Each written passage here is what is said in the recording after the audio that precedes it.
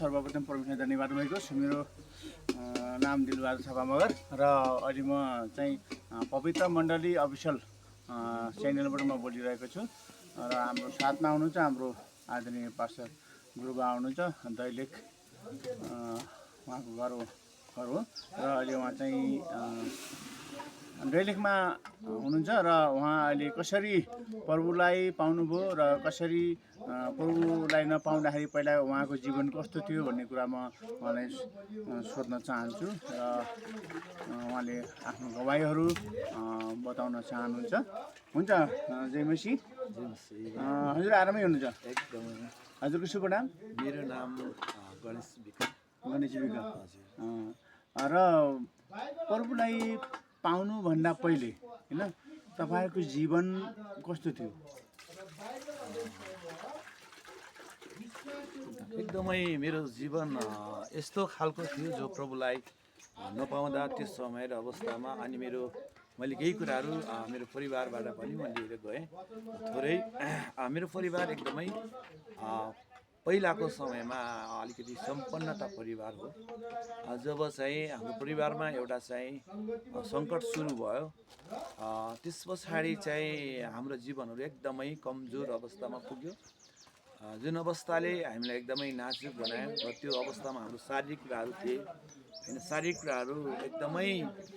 दुर्बलहरू, हामीले खाने पिने यो संसारमा जिउने कुरामा एकदमै हामी चाहिँ अप्ठ्यारो तरिकाले है हाम्रा योजनाहरू एकदमै खराब थियो है। त्यतिखेर हामीले यहाँ आफ्नै ठाउँमा रहँदा बस्दा पनि हामीलाई हेर्ने दृष्टिकोण, धेरै मानिसहरूले हेर्ने दृष्टिकोण, किनभने हामी एकदमै कुलतमा फँसेका थियौँ है, एकदमै रक्सी पानीहरू चुरोट अनि त्यस पछाडि लगेर अब चाहिँ त्यो संस्कार जो चाहिँ गीत आउने होइन, गाना गाउने भन्ने रात दिन चाहिँ जाने, त्यो अब एकदमै धेरै पैसाहरू खर्च गर्नुपर्ने, त्यसमा निद पनि थिएन होइन, भोक पनि थिएन। त्यस्तो अवस्थामा हामीले यो जीवन एकदमै जिराखेका थियौँ है। त्यतिखेर चाहिँ मैले दैलेख जिल्लामा आफूले भोगेका अनुभवहरू छन्, जुन अनुभवमा चाहिँ मैले है कति चाहिँ रक्सीहरू खाँदा 10 रुपियाँ नभएको अवस्था, त्यस्तो अवस्था भोगेर पनि एकदमै अविश्वास हाम्रो जीवनमा है, कसैले 10 रुपियाँको रक्सी पनि हामीलाई नपत्याउने एउटा मानवीय जीवन जस्तो नभएको मलाई आफूलाई महसुस हुँदै थियो। र केही समय पछाडि मैले यहाँबाट आफ्नो जिल्ला देश छोडेर फेरि मलाई त्यस्तो एउटा के त्यस्तो सोच आयो, म यहाँबाट आफ्नो मित्र राष्ट्र भारततिर जाने मैले आफूलाई सोच बनाएँ। त्यहाँ गइसकेपछि पनि मेरो त्यो काम चाहिँ जारी थियो होइन, अनि त्यो रक्सी चाड खाने है, अब लागेको बानी एकदमै, अनि जागिर नगर्ने है, अनि परिवार पनि घरमा एकदमै कमजोर अवस्थामा है, त्यस्तो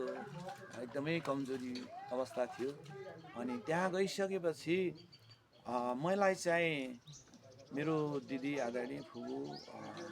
विश्वासी हुनुहुन्थ्यो, उहाँहरू मेरो लागि धेरै रोएर प्रार्थना गर्ने हुन्थ्यो कि। अनि मेरो एउटा सानो दाइ त्यहाँभन्दा अगाडि बित्नु भएको थियो, अनि मेरो आमा पनि बित्नु भयो, त्यतिखेर मेरो बुवा पनि बित्नु भयो। अनि त्यस पछाडि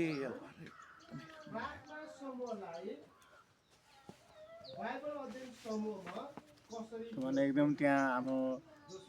भनौँ दाजु बित्नु भएको थियो, भनौँ त्यस्तै अब है संसारका कुरामा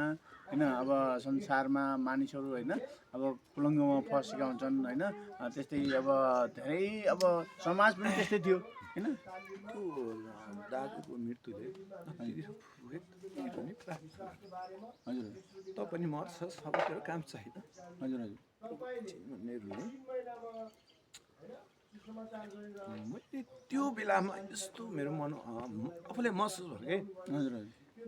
यिनीहरू मेरो लागि कतै रोएर त मर्दैनन् मेरो जीवन।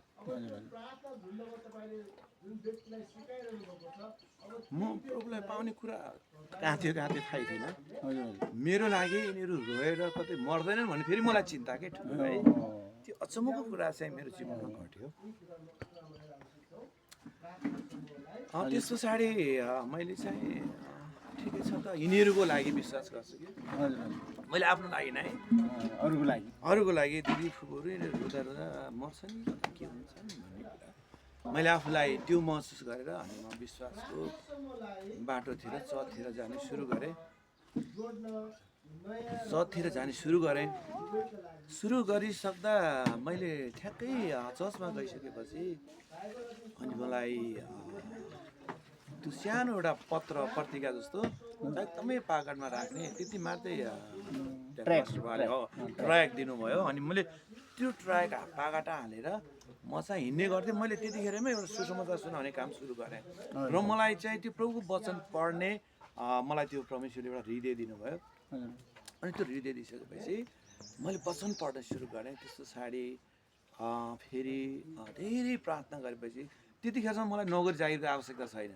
आफन्त कहाँ जाने खाने होइन यस्तो जाँडा चाहिँ खाने अनि भर्खर अब चर्चमा त गएँ तर अब चर्चमा गएर के गर्ने भन्ने पनि थाहा छैन कि है अनि बिस्तारै मलाई चाहिँ त्यो एउटा पुरानो कुराहरू फिलिङ हुन लाग्यो जस्तै यो पहिलाको कुरा कस्तो रहेछ र अहिले म कहाँ छु त है मलाई प्रभुले कुन ठाउँ दिनुभयो भन्ने कुराहरू मैले बिस्तारै मेरो दिमागमा चाहिँ त्यो ढक्कनहरू खुल्न थाल्यो क्या अनि ढक्कन खुलिसकेपछि मैले सोचेँ अब चाहिँ मैले केही गर्नुपर्छ है होइन केही गर्नुपर्छ भन्ने सोचिसकेपछि अनि मैले दिदीहरू फुपूहरू मेरो आदरणीय पास्टर गुरुबासँग मैले धेरै कुराहरू सेयर गरेँ म अब एउटा अलिकति कालीगर जस्तो काम गर्ने मान्छे होटलको अनि मैले भने म चाहिँ लारी गर्ने है मलाई चाहिँ अब यतै विश्वास पनि छ चर्च पनि जानुपर्छ र अब मैले केही गर्नुपर्छ लारी प्रार्थना गरिदिनुहोस् भनेर एउटा होटल गर्ने जस्तो सानो सोच बनाएँ प्रार्थना गर्ने त्यो चाहिँ योजना बनायौँ त्यस पछाडि हामीले धेरै प्रार्थना गरिसकेपछि लारी आदरणीय फुपूले लारी दिनुभयो त्यस पछाडि हामी एउटा अलिक टाढा ठाउँमा आनन्दको भित्र ठाउँमा गएर लारी परमेश्वरले धेरै आशा दिनुभयो त्यो ठाउँमा पनि तर त्यस पछाडि पनि हामीलाई अलिकति समस्याहरू थपे हामी त्यतिखेर लारी गर्दै गरेको समयमा अनि अलिकति हामीलाई कतिपय कुराहरू पीडा आयो तर परमेश्वरले धेरैचोटि हाम्रो पीडामाथि उहाँले अनुग्रह गर्नुभयो त्यसरी बिस्तारै अनुग्रह गर्दै गर्दा अनि मलाई फेरि एउटै कुरा चाहिँ मेरो आफ्नो दिमागमा एउटा कुरा याद आयो त्यो के थियो भने मैले प्रभुको सेवा गर्नुपर्छ प्रभुको बोलावट अनि मैले भने त्यहाँ लारीमा पनि धेरै पैसाहरू कमाइ हुन्थ्यो मेरो साथमा दाइ पनि हुनुहुन्थ्यो अनि मैले त्यो पैसा भन्दा पनि मैले प्रभुको सेवा गर्नु भने एउटा भित्रबाट त्यो जोस होइन त्यो चाहिँ एउटा आवाज म कहाँ आइराख्यो अनि म सेवा गर्ने हो प्रभु जे पनि सेवा गर्ने हो जसरी पनि सेवा गर्ने हो होइन त्यसै सोच बनाउँदै गर्दा मैले फेरि आफ्नो घरतिरको यात्रा गर्ने तयारी गरेँ म त्यतिखेर धेरै परिपक्व भइसकेको थिएँ लगभग 1.5 वर्ष 2 वर्षको मेरो विश्वास भएको थियो र म यहाँ आइसकेपछि हामी एकदमै नाजुक अवस्थामा घरमा आयौँ त्यतिखेर पैसाको अभाव र 4-5 जना परिवारलाई ल्याएर म घरमा आएँ पनि मेरो एकदमै दुःख अभावहरू खानापिनाको अवस्था त्यस्तै घर पनि भत्किएको थियो पछि बिस्तारै धेरै प्रार्थना गऱ्यौँ प्रार्थना गरिसकेपछि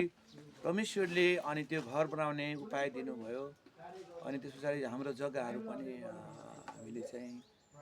एउटा दृष्टिलिष्टि भन्ने ठाउँमा बुवाले राख्नुभएको थियो त्यो कुरालाई पनि बिस्तारै निकाल्न सजिलो भयो हामीले धेरै प्रार्थना गऱ्यौँ अनि दाइबाटको सहयोग र मेरो आफ्नो सहयोगबाट जग्गाहरू पनि खन्यौँ र बिस्तारै चर्चमा जाँदै गर्दा मैले प्रभु मलाई चाहिँ एउटा अगुवाई काम गर्ने नेतृत्व दिनुहोस् भने मैले अनि धेरै प्रार्थना गरेँ मेरो जीवन चर्चको पास्टरबाले पनि त्यो सबै कुराहरू मेरो विश्वासको कारण नै उहाँले त्यो अगुवाई काम गर्ने अवसरहरू दिनु त्यसैले चाहिँ अब प्रभुलाई पहिलाको जीवन अब रक्सी पानीमा जुवा तासमा होइन एकदम क्रोधमा फसेको व्यक्ति होइन र हजुरको दाइ पनि त्यस्तै अवस्थामा होइन बिमारी भएर बित्नुभयो होइन उहाँ र तपाईँलाई एकदम महसुस भयो होइन र तपाईँ एउटा त्यो कुलङ्गारमा फसेको कारणले गर्दाखेरि तपाईँ अब पैसाको एकदम सर्टेज भयो एकदम भोलिको दिनमा है जस्तै आज भोलि हामी रक्सी खानै गयो भने पैसा आउँदैन कसैले रक्सी 10 रुपियाँ दिए पनि रक्सी खान पाए हुन्थ्यो भन्ने अवस्था तक तपाईँ पुग्नुभयो होइन पुग्नुभयो र अहिले चाहिँ प्रभुलाई पाइसकेपछि तपाईँहरूको जीवनमा अलिक धेरै परिवर्तन भएको छ होइन र अहिले चाहिँ तपाईँले यो दैलेखको होइन हजुर दैलेख जिल्लामा अब तपाईँले चाहिँ यस ठाउँमा अहिले सेवा गर्न पाउँदा हजुर एकदम खुसी लागेको छ होइन तपाईँलाई खुसी लागेको छ परिवार पनि सन्तोषी हुनुभएको छ होइन र किनभने प्रभुले तपाईँलाई सुन्नुभयो होइन प्रभुले किनभने तपाईँ कुलङ्गरमा पढ्नुभएको थियो नि त होइन तर प्रभुको इच्छा के छ भने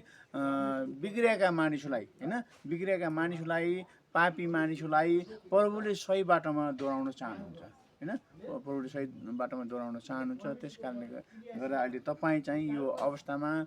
प्रभुको सेवा गर्न पाउँदा तपाईँलाई धेरै खुसी लागेको छ भन्ने तपाईँको जीवनबाट गवाईबाट मैले थाहा पाएँ होइन र दर्शकबिन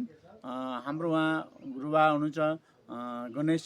सुनार होइन उहाँ पहिला एकदम गलत बाटोमा हिँड्नुभएको कारणले गर्दा उहाँको घर सम्पत्तिहरू सबै कुराहरू एकदम लथालिङ्ग भएको थियो तर अहिले उहाँ प्रभुलाई पाइसकेपछि उहाँ एकदम अनन्तको जीवनमा जिउनु भएको छ उहाँका छोराबारी पनि एकदम सही बाटोमा हिँड्नुभएको छ उहाँको परिवार पनि सबै सही बाटोमा हिँड्नुभएको कारणले गर्दाखेरि अहिले उहाँ एकदम सुरक्षा र एकदम आत्मिक रूपले अघि बढ्दै र आत्मामा शान्ति ल्याउँदै उहाँ प्रभुको महिमा गर्न पाउनुभएको छ उहाँलाई धन्यवाद छ र मैले आज उहाँलाई दैलेखमा म यहाँ सेवामा आएको थिएँ र उहाँसँग भेटघाट भयो र उहाँको जीवन गवाई सुन्दाखेरि मलाई एकदमै अचम्म लाग्यो एकदमै मन भक्कानेर आयो र उहाँलाई परमेश्वरले धेरै आशिष दिनुभएको होस् र यो भिडियो है जसले हेर्नु हुन्छ यो अनलाइन सिस्टमबाट यो यो सञ्जालबाट होइन युट्युबमा जति पनि तपाईँले हेर्नुहुन्छ उहाँलाई उहाँको गवाई सुनेर सब्सक्राइब गर्नुहोला र लाइक सब्सक्राइब दिइकन होइन कमेन्ट गर्दै तपाईँले साथ दिनुहोला भन्न म चाहन्छु धन्यवाद छ सबैलाई नमस्कार ल जयमसी नमस्कार धेरै धन्यवाद हाम्रो गुरुबालाई पनि एउटा चाहिँ गवाई लगेर उहाँले जानुभएको छ हजुरहरूले सबैले चाहिँ यसको बारेमा सहयोग सपोर्ट गरिदिनु होला र हाम्रो गुरुआमाले पनि यहाँ बान्छा गर्दै हुनुहुन्छ